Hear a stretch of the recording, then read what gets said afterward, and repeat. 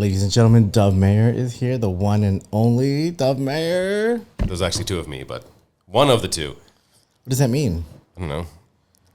I don't want to be the one and only. I'd rather be more, and I'm a twin, so You are there a is twin. kind of two of me. There is, yeah, you have technically you have like a natural clone. Absolutely natural. He's in my phone as spare parts. Dove Meir is here. Hello. Ladies and gentlemen, this is your captain speaking. Prepare for takeoff. You're now listening to Stepner Show.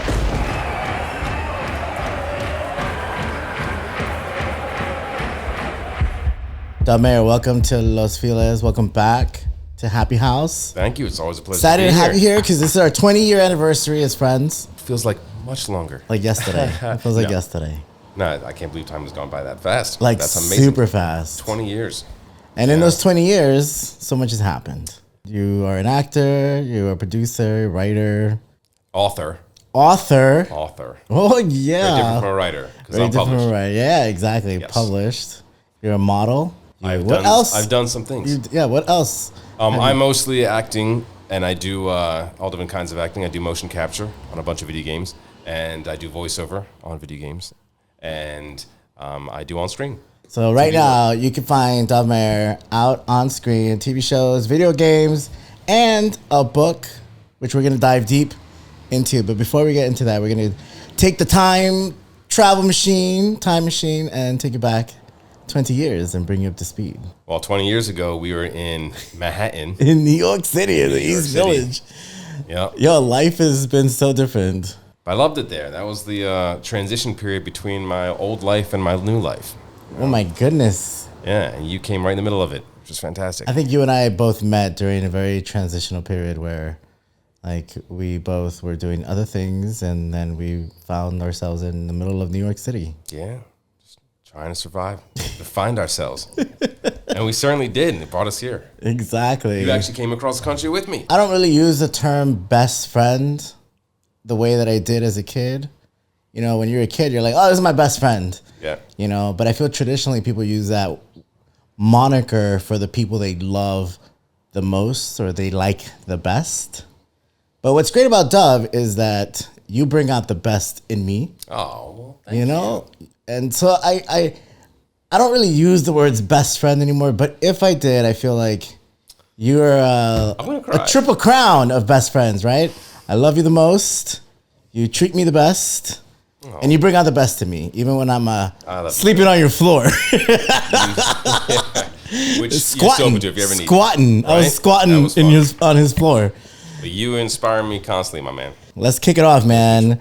20 years ago, I am living in New York. Things are about to go very bleak. And it was one of those moments where I was like, yo, I don't have a place to live. I need to figure this out. I need to find a job. I'm broke. I had met a woman who happened to be your roommate at the time. And you remember meeting her. I don't remember how I met her. I have no idea how I met that girl. I met her at DMV because I felt that I needed to stand on ceremony and have a New York ID. I didn't feel like I was a true New Yorker unless I had a New York phone number and a New York ID. For sure. And that's where I met our mutual friend. Which I honestly have no idea how I met her. I don't know either. But one thing I do know is that I was walking around, you know, like the penguin walk that I do. And I ran into her. She's like, yo, I'm leaving for 3 months. I'm going back home overseas.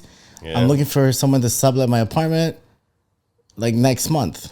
And I said, oh my God, I need a place to stay next month. Yeah. And she says, great, you need to meet my roommate, Dove. And I was You're like, Dove? My name is Dove. Like a paloma, like the chocolate, the soap? Yeah. And so I met you. You welcomed me into your home from day one, and we were roommates.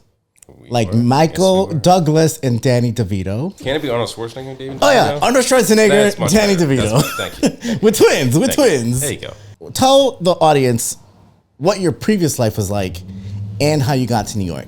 Well, I was traveling around a bit, and I was in finance. I was working for a large company doing finance in Manhattan.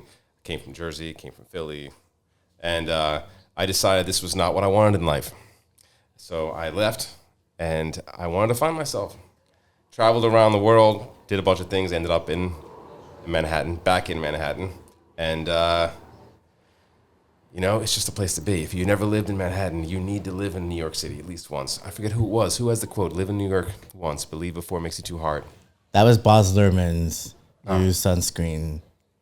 Was it from that? Yes. Yeah. So it's such a great line. And Yeah. San Francisco, ironically, where my twin lives. Yeah. Before you become too soft. So I lived there, and I loved it. I was just trying to find out what my fate has in store for me.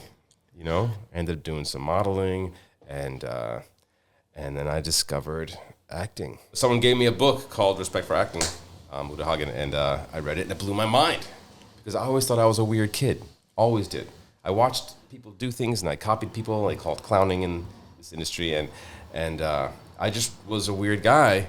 And then I discovered that I read this book, and she had the exact same perspective that I did in the world. And it was amazing. So it turns out I never knew what acting was. I never did a monologue, never did a high school play, was never in a drama club, and nothing. I was in finance. I was a jock. And it turns out I was an actor my whole life, and I never knew it. So the more I dove into it, the more I found this home that I never knew I had. And it all happened in Manhattan. And you were part of it. You were one of the catalysts of it. This crazy little guerrilla filmmaker who was trying to make shit wherever he can.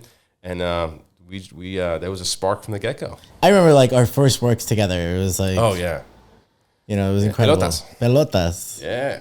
Which that movie was. I look back at that movie and I find it really incredible for me because it was really a movie about claiming the life that you want, right? Not being scared. So you become an actor and you leave finance. What was that transition like, going from finance to acting? It was, people say it's really hard to sacrifice, but honestly, it's much easier to sacrifice than it is to build from nothing. Everyone says, I've sacrificed so much. Why aren't I where I need to be? Sacrifice is only half the game, And it is difficult, but the other half that's much harder is to start from scratch and start to climb that mountain. So when I decided I want to do this, I sacrificed. I decided I'm going to start a new life, go on an adventure. And it was scary, Thankfully, I didn't have a family that was very against it. I had the support, emotional support of my family. They said, I think the general consensus was, go dream for a year or two, and when you wake up, you'll get a job. Well, I'm not awake yet. So that was it. So I decided to come out here, and as you know, we drove across country together. We knew nobody, sleeping on a couch in Valencia. Yeah. And just had to try and make it work. I have nobody in my family that's in the industry. This was the farthest thing from a kid who was first born in America with European parents, the old age mentality of you buy something and you sell something, and this is commerce. This is how you make a living. So you had like a very natural introduction into the world of finance. Was that a natural trajectory for you? This was. Like, how did you get into finance in the first place? Well, I was one of those kids that had no idea what he wanted to do with his life. So you were an undecided major for a minute. Well, I'm talking about before majors. I mean 11, 12, 13, 14 years old. Damn. I didn't know what I wanted to be. I was a kid firstborn from another country, so I didn't really fit in this country. And when I went back to my home country, I didn't really fit in there because I was more of an American. Right. So I didn't really feel like I had a place, a home. I didn't know what I wanted to do with my life. And my father always said, he would always say, if I could do it again, I would go into finance and I would drive a Jeep Wrangler and all these things that I would always hear him saying. And I was an impressionable kid. And now so I figured, well, he knows. He's been around this much longer than I have. And if he said he was going to do it, I might as well just do that. So I went into finance, and first car I leased was a Jeep Wrangler. Turns out I love Jeep Wranglers, and I've driven them ever since. But that's why I went into finance, because I didn't know what I wanted to do. I came into college on academic probation. Oh, damn. I graduated high school. I hope my daughter doesn't ever hear this, but I graduated high school with a D average. I didn't care enough to be in high school. I didn't care about doing homework, so I did nothing. But I had high SAT scores. So that got me into college, and they said, well, we know you can apply yourself, but if you don't, you're going to get kicked out. So as long as you continue to apply yourself, you can stay here. So you just needed the proper motivation. I just needed to find something to work towards. And I picked finance, and it was fun. It was actually the idea of making money was exciting for anybody. Imagine making money is fun. So that's when I started doing it. I had a very similar experience, like being from another country, growing up in this country, feeling more like an American, and having a father figure who is very business driven. Like you need to be a lawyer, a businessman, or an astronaut or whatever. But I always had my head in the clouds. So that's. You even went to military school. I even went to military school. Yeah. So by the time I got to New York and met you, it had boggled my mind a little bit to be like, hey, here's this guy who was a finance person becoming an actor. And what was the scene like for you in New York City when you made that transition? Wow, there was, I didn't have much of a community in New York City. I was dating a girl at that time with a really cool name. Thrasher was her last name. And she was trying to be an actress. So I worked with her, and we managed to become extras on who was it John Leguizamo? John Leguizamo. It was, right? The undefeated boxing movie. Yeah, the boxing movie. Yeah. So we were extras in that, and then they pulled me out and her. I guess they thought we were a cute couple to have in the front. And so that was my first experience on set. Yeah, and you're in that shot when he's going in for the final battle. I don't even know, but probably I must have seen it at one point. Yeah, I don't know if I ever actually watched it. I don't like watching myself on screen, so a lot of the TV shows I've done I haven't yet to see. But it's interesting because we both ended up working with John. Yeah, that's so strange. He knows you. He wouldn't know who I was. I was just an extra in his movie. But it is funny how lines converge. Exactly. So she started. She helped me understand a little bit more about the industry, and from her, I started getting private coaching because I just felt at my age I was a little too young to jump into school, and all these classes were like 20-year-olds, and I'm a ripe old 28 or 27, whatever it was. So I did a lot of private coaching, and that's how I got introduced to this business. And a lot of reading, tons of reading. And what was the modeling experience for you like? Modeling was funny. I actually was just walking through. This was during this transition. I was walking through Soho, and some guy stopped me. I don't even know. I can't even tell you what his name was, but he worked for an agency, and it's a very well-known one. And he said, "Do you have a runway?" I said, "No, I don't runway." He said, "Well, you're the first perfect height and whatever to do runway. Would you?" I said, "Yeah, okay." So I tried it, and I did it. And I did some, and it was fun. Nice. It was fun. And then that opened the doors to other kinds of modeling. And it was a lot of fun. It was modeling is a very different kind of creative process. But whether you're working with an artist, with different mediums, whether it's drawing or whether it's photography, there's a magic there. You're part of the process. And to create that magic is a lot of fun. And between modeling and acting, which one did you enjoy more? Well, I was much more comfortable as a model, I didn't have to talk. It can be difficult, but in some ways it's easier. But I was very comfortable in front of the camera. And also you didn't really have much training. Modeling kind of was just easy. Even runway, you just had to walk. But the more I learned about acting, the more I got the confidence, the more exciting acting is. I retired from modeling. Hey, you never know. There's a market for everybody. I recently went to a comic convention, and there was a guy, Luca jackets. They're fantastic, custom-made leather jackets. I'm throwing out a little commercial here, but Luca jackets. If you're a geek and you love whether it's Zelda or Mario Brothers or I don't know, anime, whatever it is, it's such good work. And I was trying them on, and Luca came over and he said, "That fits you really well." I said, yeah. Stop trying to sell me a jacket because I might actually buy it. So stop trying to sell me a jacket. And he said, "Well, if you model for me, I'll give you one." Oh, perks. Okay. I happen to have some experience in that field, so I can do that. 2 days later, I'm with him on set with a few other models, and we're modeling. I've only modeled glasses and baseball caps. That's it. That's as far as I've gotten. Yeah. But I do remember our time in New York with great fondness because it was like we used that time as a laboratory to create some films and projects. Yeah. I think my favorite one that we did was Spy Man. Yeah, Spy Man.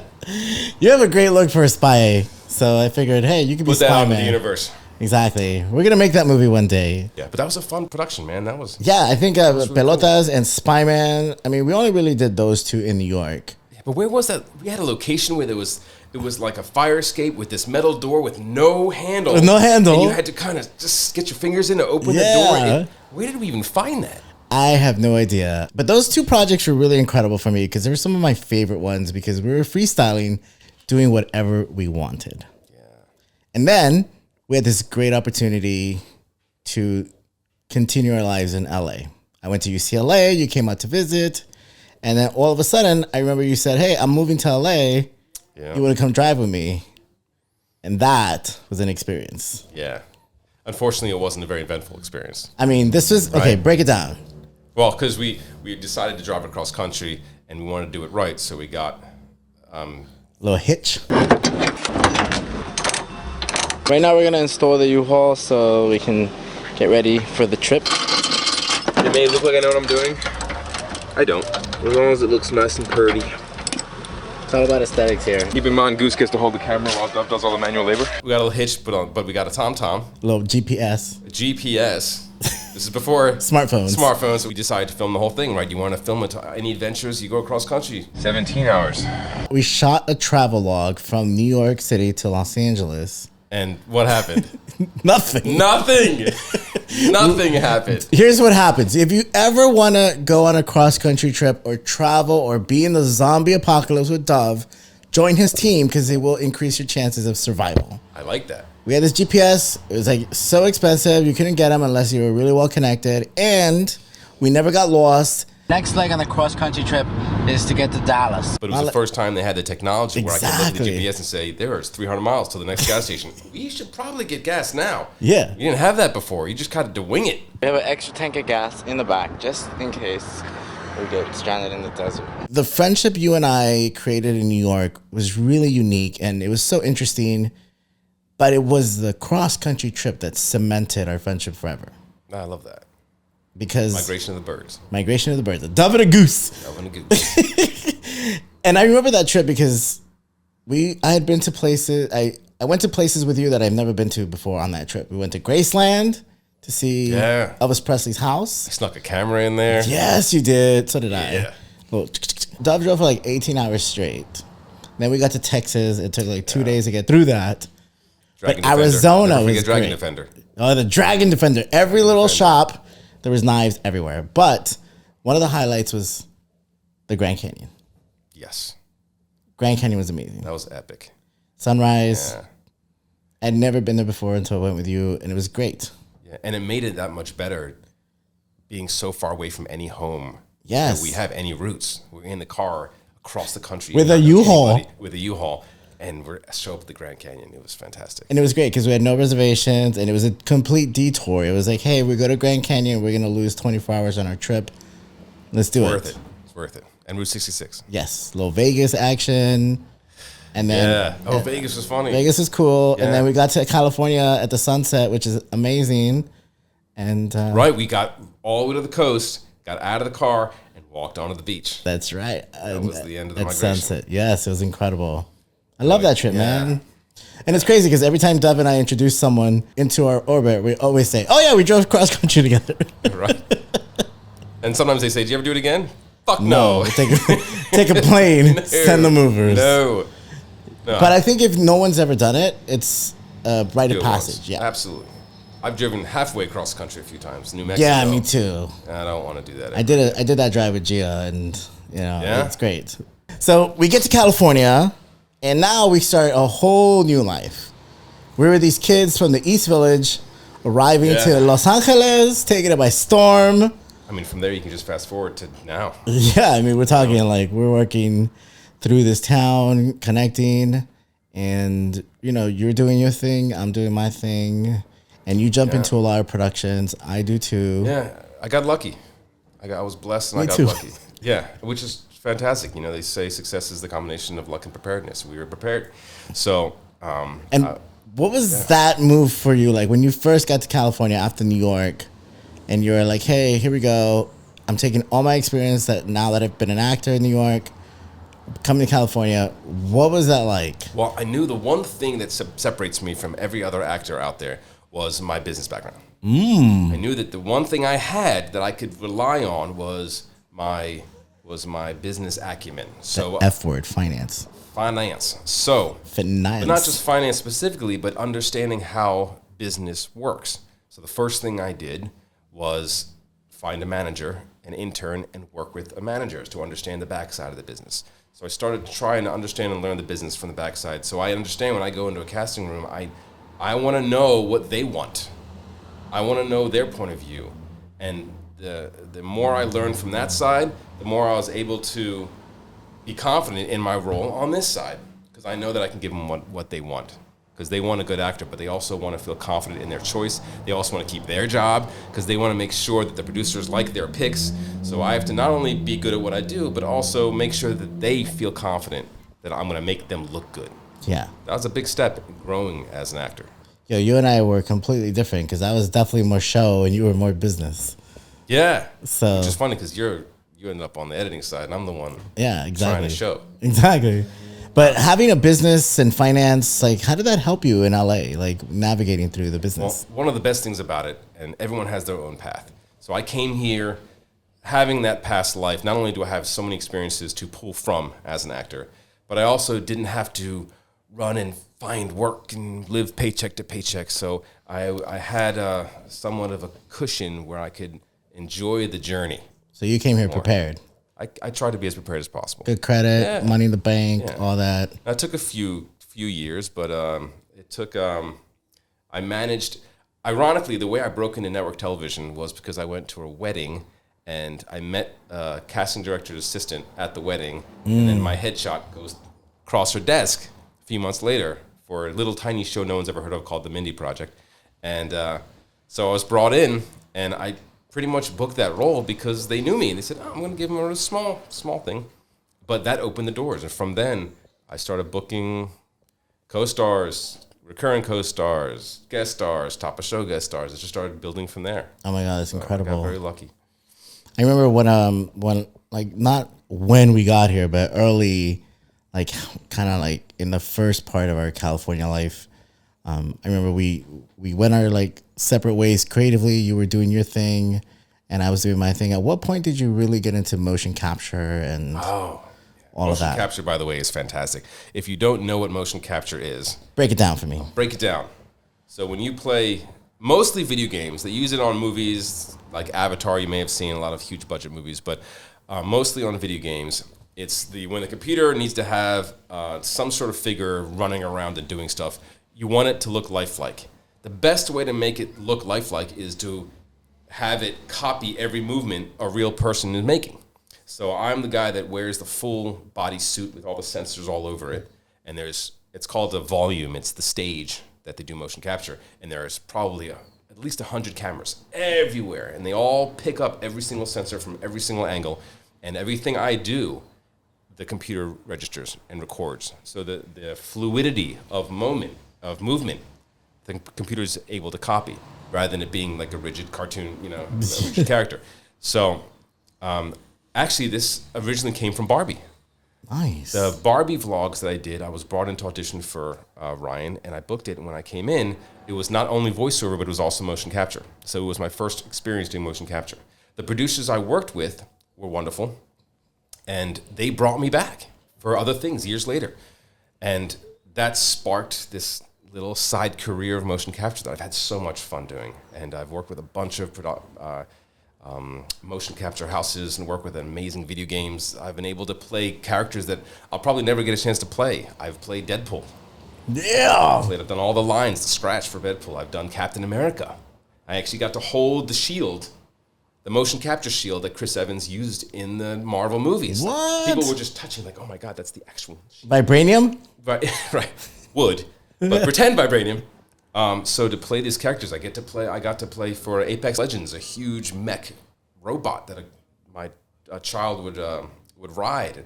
It's just amazing, the experiences, and everything is pretend. I like to say it's green screen on steroids. Yeah. In green screen, you got to pretend there's stuff behind you. In this, you got to pretend there's stuff all around you.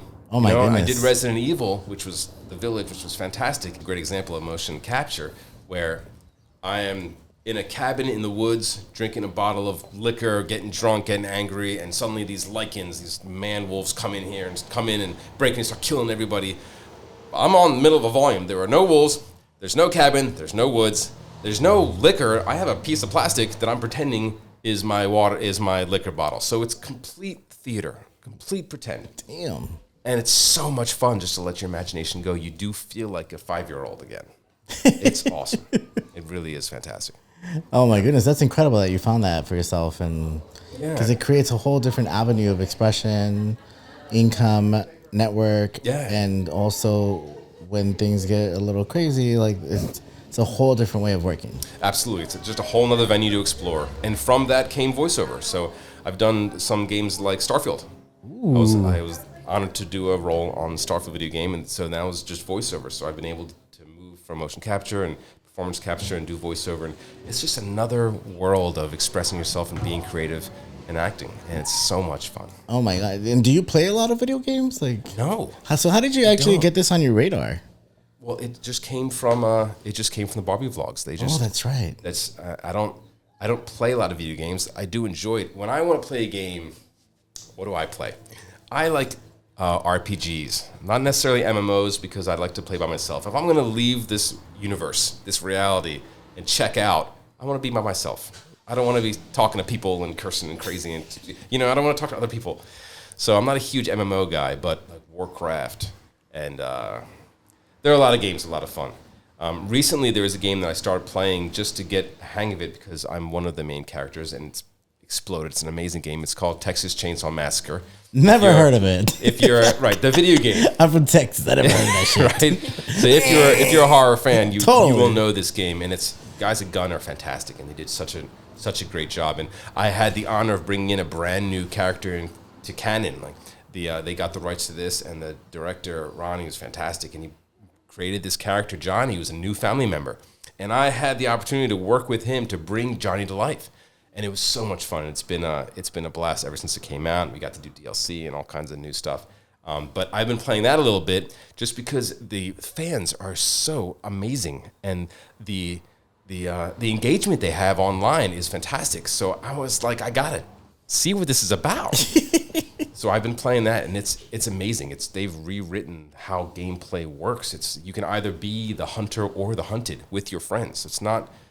It's like those first-person shooter games, but it's just better because it's so much more visceral. And if you like horror, you'll love it. If you don't like horror, it's messy, man. It's really the things that I had to pretend to do made me nauseous sometimes. Yeah, and those video games are scary. It is. Like they're scary. Bloody, they're just as scary as a movie. Yeah, it's bloody. The things and the people I work with were fantastic. There was the hunter and scout, the two actors who were the victims, were great to work with, but I had to do some terrible, terrible things to them. One of the things that I remember from our cross-country trip was just the knowledge acquisition that I would gain from you, and some of the stuff that you would read, and how to pursue your dreams and balance work and personal life. And I've always admired how you've been able to do that. You're one of the few people in my life and that have met my sister. And after my sister departed, I remember I took a long hiatus from filmmaking, and to come back from that was very difficult because it really felt like starting over, because I feel like being a filmmaker when you're young, you're just learning craft, technique, but you don't really have much to say as a philosopher. That's the core of filmmaker. Exactly. You want to tell a story. You want to share a story. Exactly. So when I came back to filmmaking after my hiatus, being in mourning for a long time just puts you in a whole different place. And to come back, I realized that I actually had something to say. And I want an original Jeannie Strauss photo. And to be able to create a story with the eye of Jeannie Strauss, and to come to you, and for you to be like my main collaborator on that, that was a real big blessing. And I really appreciate you being there for me and reuniting, taking our friendship that was birthed in New York, and now we're making movies in Beverly Hills. That's true. And Jeannie Strauss was a huge step for you. I know it meant so much to you. It sure did. It was a wonderful production. I think it's the most personal film I've ever made, and for you to be part of that was a real big blessing, and I appreciate. And just since I have you here, looking back, what was your experience in that film for Making you? Jeannie Strauss? Yeah. Oh my God, you're asking me to go back so long. Time machine. It was great. It was, you have, as a director, as a filmmaker, you have such a what's the word? Something about you takes away all the nerves. There's something about you that's just so chill. You're like you are, there are a lot of directors out there when you get on, you're like, oh shit, there's a clear agenda right now, and I just want to get in line and do my thing and not make anybody get pissed off of what I'm saying. You know what I mean? Yeah, Especially network television. But when I'm working with you, maybe it's because of the bond we have, but there was such a camaraderie. There was such a wonderful, heartfelt collaboration that you couldn't do anything wrong. It was just playing. Let's just explore and see what happens. And that's such a wonderful feeling. And it felt the same way recently when we did a short. Oh, yeah. And speaking of that, one of the things I love about you when it comes to your creative endeavors independently is I remember you made a movie called Faded Night. We are on the set of Faded Night. Yeah, And Faded Night. that kicked off Yeah. this yearly original production of yours. Yeah, And I feel it started with Faded Night. it did. Faded Night was the very first production I decided I want to know. Just like just getting in the business, I wanted to know what it's like to produce a movie from scratch. So And I remember doing the behind the scenes for that. you were epic, man. The BTS on Faded Night is better than Faded Night. It is. It makes it seem like this is behind the scenes of like Lord of the Rings. It's amazing. It seems like $100 million movie.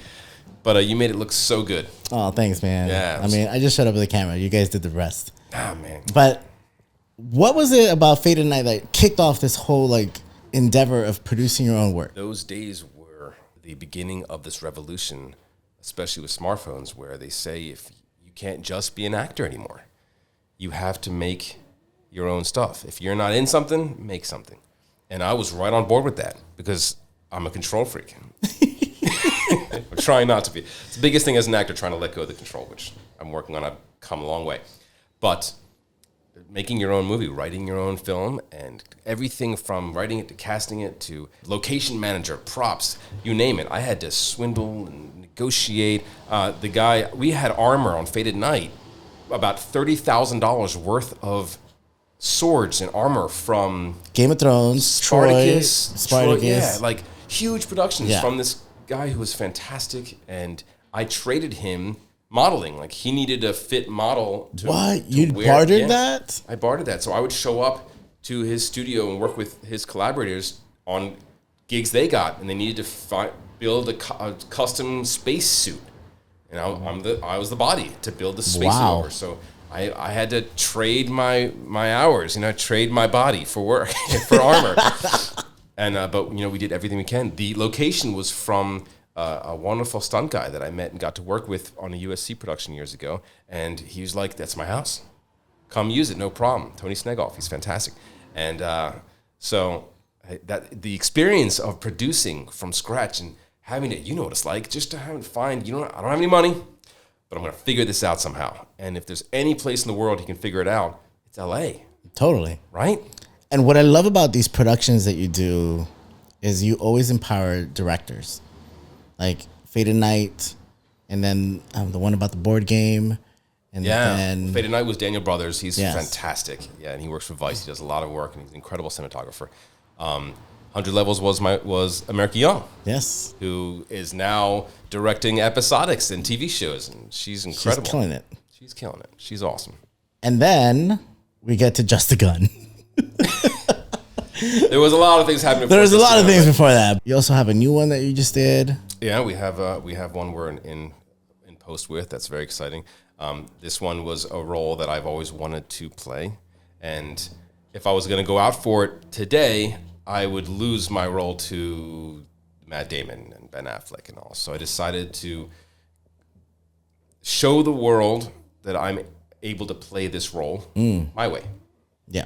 That's what this was. And how's that journey been for you to be an actor, producer?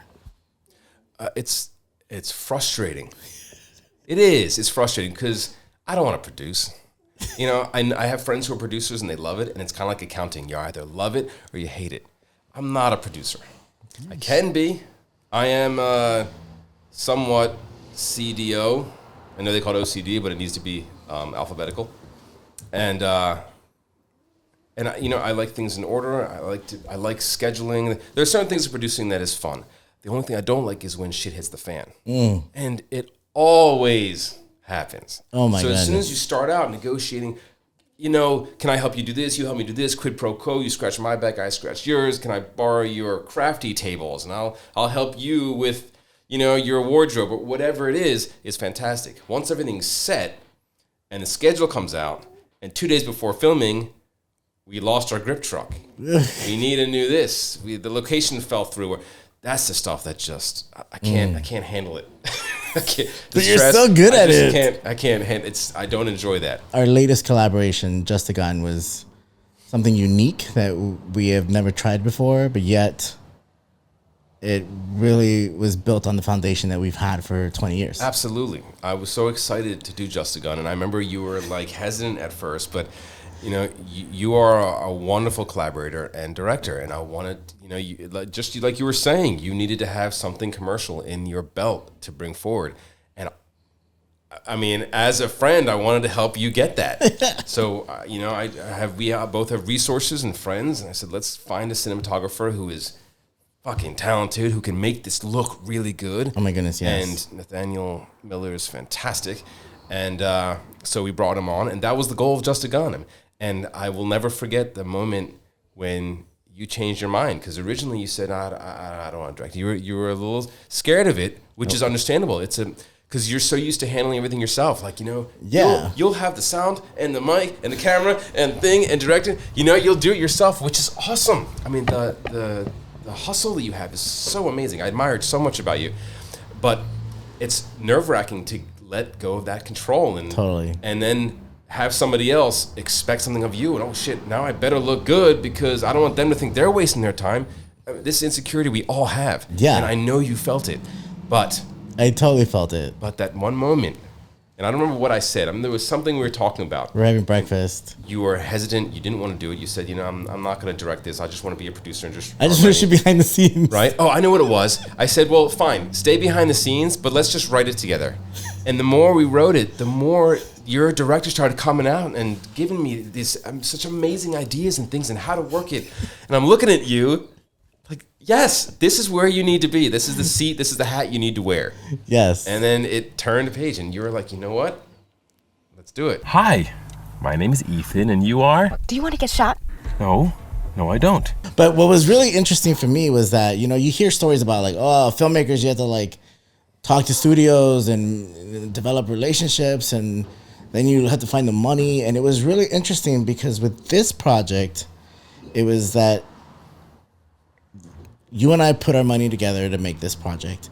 And it was great because it was just us holding each other accountable. Yeah. And using our time, our money, our friends, our people, and really step up and make a film again. Yeah. And it was incredible. So again, thank you. Good. I'm glad you enjoyed it, man. and hopefully this footage is gonna help if you want to keep pursuing, keep pushing, man, for the next one. And in making that, I remembered our journey from New York to LA in the car. We're reading about No More Dead Babies. Oh no, that came years later. Really? No More Dead Babies. Yeah, No More Dead Babies came because I know exactly where it came from. In 2011, I was brought on to be the CFO of a film festival. Oh, that's right. Catalina Island Film Festival we started. I met the founder, Ron Truba, which is a long story how I ended up being there, but he learned from working with me on another film that I had a financial background, so he brought me on to be the CFO. And we met one of the producers there who ended up being America Young. And Ron Trupa, who's the founder, had in his office a sign saying "No More Dead Babies." And I thought, that is so morbid. What the hell does that mean? And he said, well, that's something that a friend of mine, America Young, said, which means once you start a project, it becomes your baby. Don't let it die. Yes. Wow, that's so impactful. So I adopted it. I hung it up in my office. You adopted it. Yes. And it's such a great phrase. Lo and behold, years later, I would marry the woman who said "No More Dead Babies" because she's freaking brilliant.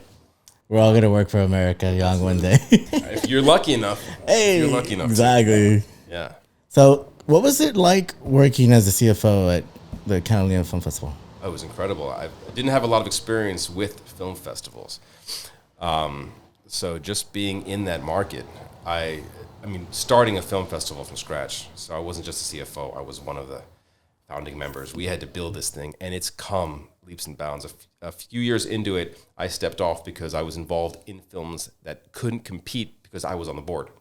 So I stepped off. I'm still involved. Are you still on the board? No. Oh, so we can submit?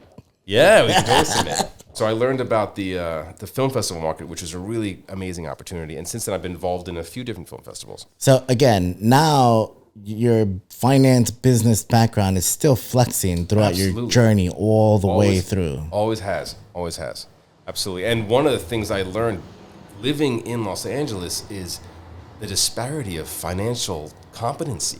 The amount of people here that are amazing people, but they're all creatives and they have never been taught basic financial concepts that if you want to build wealth, you need to know. You just need to know. And nobody knows. And they're basic concepts. Do you know why? Because everyone thinks everyone else knows, so they're all afraid to ask. So everyone's running around blind, running through the forest, trying to find the trees. Because of that, I started teaching seminars for free and doing one-on-ones and taking people out to lunch and teaching this stuff. And it was an amazing experience. Just not only am I here as an actor, but I can also help people in their own personal lives. Yeah, he's really good. I've been to one of those lunches. Yeah. And it also, as an actor, it gave me something to talk about. So now when I'm meeting producers, directors, casting directors, I'm not, hey, I'm an actor, I'm just trying to be an actor. I'm on the board of a film festival. I teach finance. Like, there are things that make me remind them I'm a human. Right. I'm not just some person trying to be an actor. So what happens if you're getting so busy and you can't be everywhere all at once? How do you continue this endeavor of teaching people finance? Well, there is thankfully no set schedule, but and we get very good, as you know, at spinning plates. Yes. In the industry.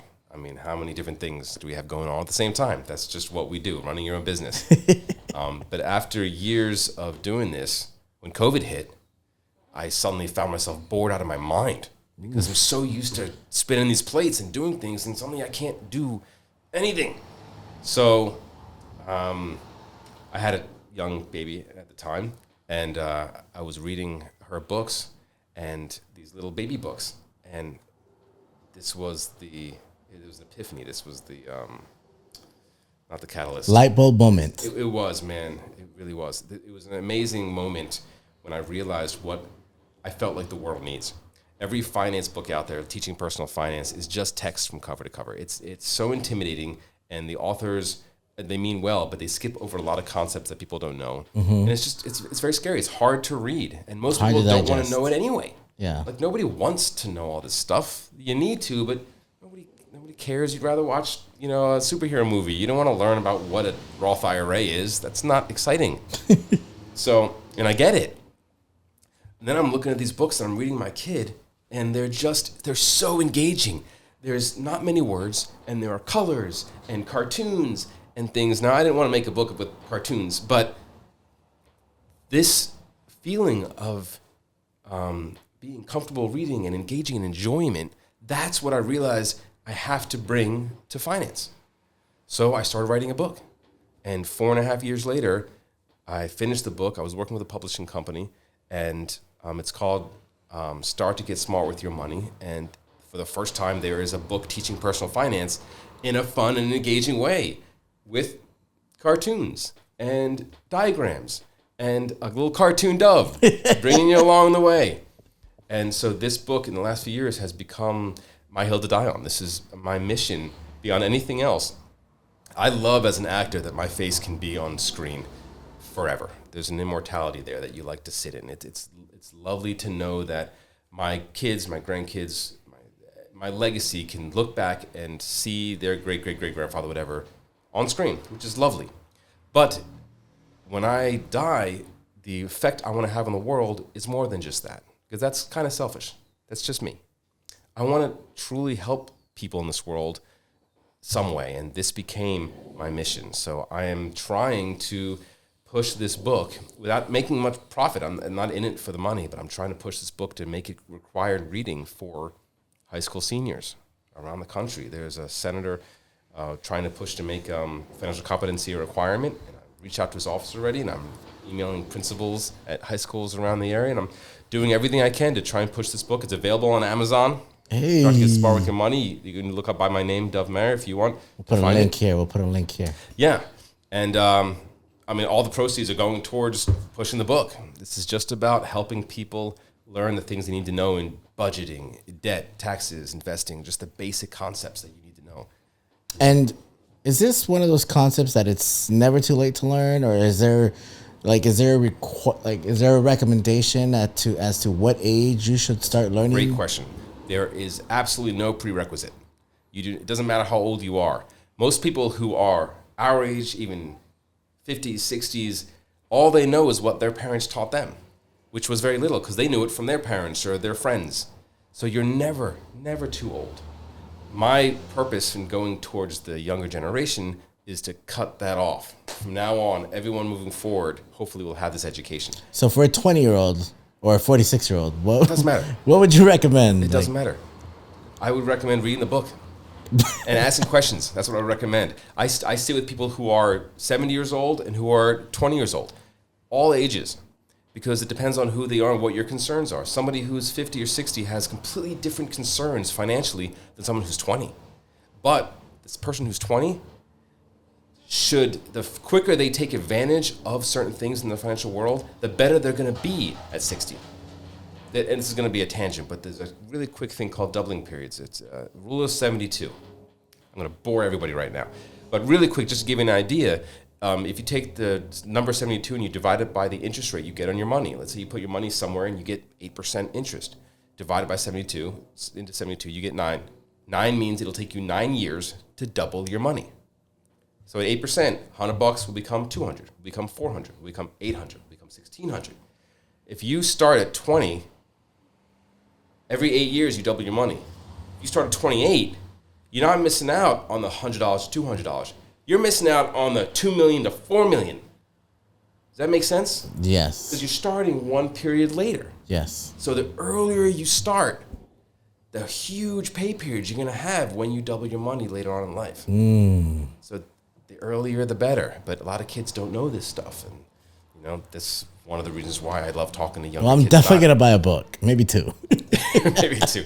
Tell people about it. Rate it on Amazon. This helps me get more sales. It just helps me get it into the Give me the title of the book again.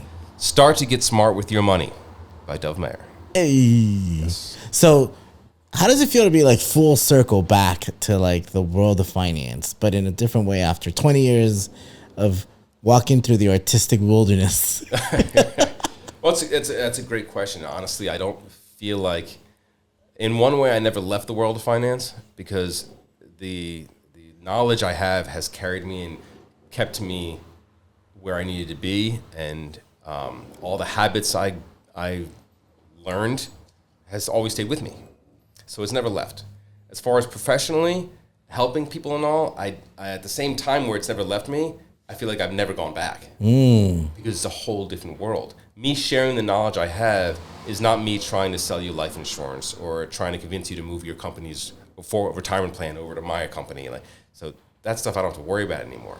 Right. So there are no suits and ties. There are no offices, no desks. When I teach seminars, I sit down at the same level as everybody else, and I say, ask me a question, because I don't know what you need to know until I hear what you know. Right. So, you and I work in an industry that is constantly changing with technology and the way people consume content and knowledge. Yeah. But one thing is that story has always been sort of the same. It's timeless. And the world of finance is kind of the same. Yeah. And what is it about these two worlds that you find the most fascinating for you that keeps your feet in these waters? Wow, interesting. Well, for the financial world, it's actually they're both the same. The answer for both is hope. Hey. Now, hope can be a killer. Some people don't like the word hope because it's this dangling carrot that pushes you along, but I like to have more of a positive outlook on it. Hope lets you dream.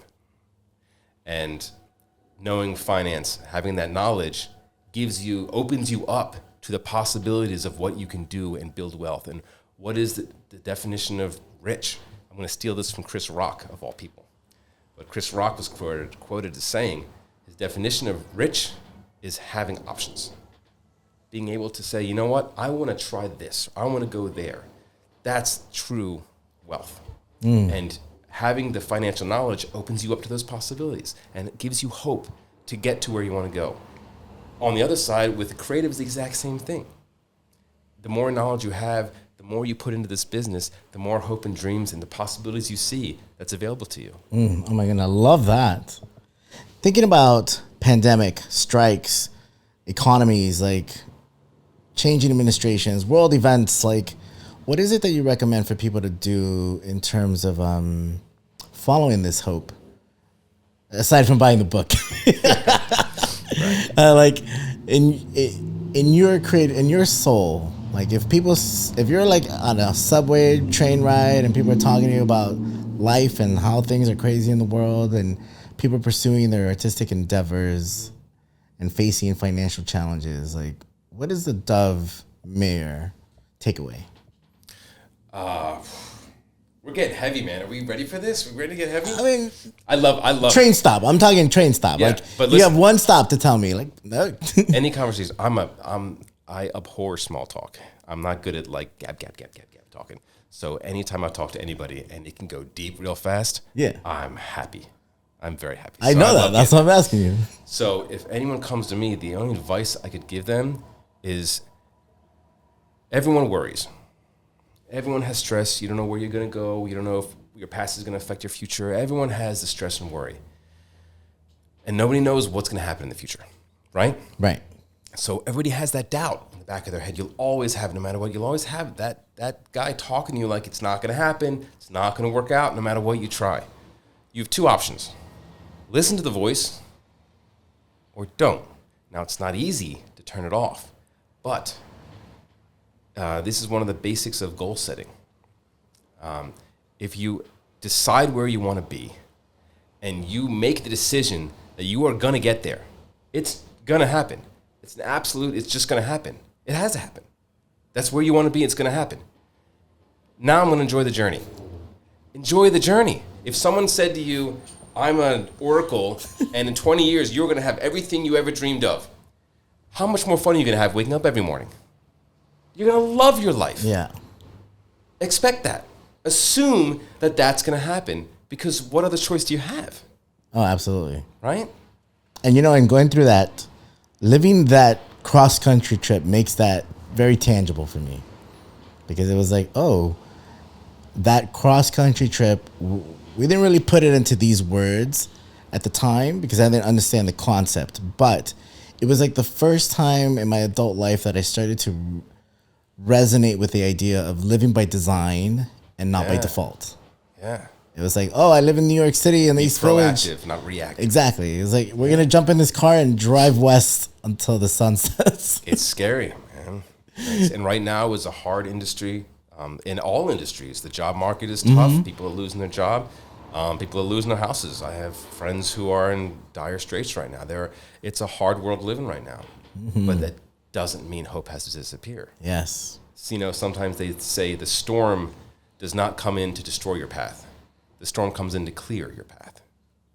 And that's all about your perspective and how you see it. I've always been doing like Stepner Show one way or another, whether it's video cameras or internet, whatever. But this particular forum where conversations, interviews, podcasts, radio, talk show, I started it really because I was bored. I was like, yo, let me just flex creatively here. And in the beginning, I didn't really understand why I was doing this show. I just knew I had to get creative. And as I started to talk to more people, I realized that the common denominator, the creative thread, the baseline to this endeavor for me was how creativity can create a well-examined life. Yeah. And for you, in your experience, how has creativity been impactful for you? I mean, it's designed the life that I've built. First off, one of the things that I admire so much about you is that whatever that spark is inside you that always has to create something. No matter what, people get so content being discontent. And you will not let it happen. from spoken word to web series to writing something to this to whatever it is, and it's amazing. You're always creating something, and I so admire that about you. Oh, thank you very much. But the life I've built, this little tiny world that I have, that I'm so proud of, and the people in it, it's all designed by our will to create. So it's all comes from that. All spawns from creation. I mean, that's what we do. We create. We are meaning-making machines, right? That's what we do as humans. Not to get too philosophical, but this phone didn't exist until someone held it and went, phone. Now it exists. I created this just by naming it. Power of the name. Naming is framing. I'm going to throw out these terrible phrases, but when you name something, it echoes the frame of mind you're in. Right. So create something, produce it, name it, make it real. It's so and true, this is the man. life you create. It's so true. That's why I'll never say I'm having a bad day. I'm having a bad 2 hours. Yeah, I'm having a bad moment. I'm having a bad moment. Yeah. Yes. Anything else that I have missed or that you want to share here today? No, this has been fantastic, man. I really appreciate it. I know it's been a long time coming doing this to you, and I'm happy that we finally got to sit and chat. But yeah, that's it. I'm hoping that this can inspire somebody out there. Well, that's exactly why I wanted to harness this show, is that I started to learn things from people, and hopefully people will learn things from me, but also ultimately the listeners and the viewers can learn something from both of us. Yeah, I hope so. Meir, everybody. Thank you, guys.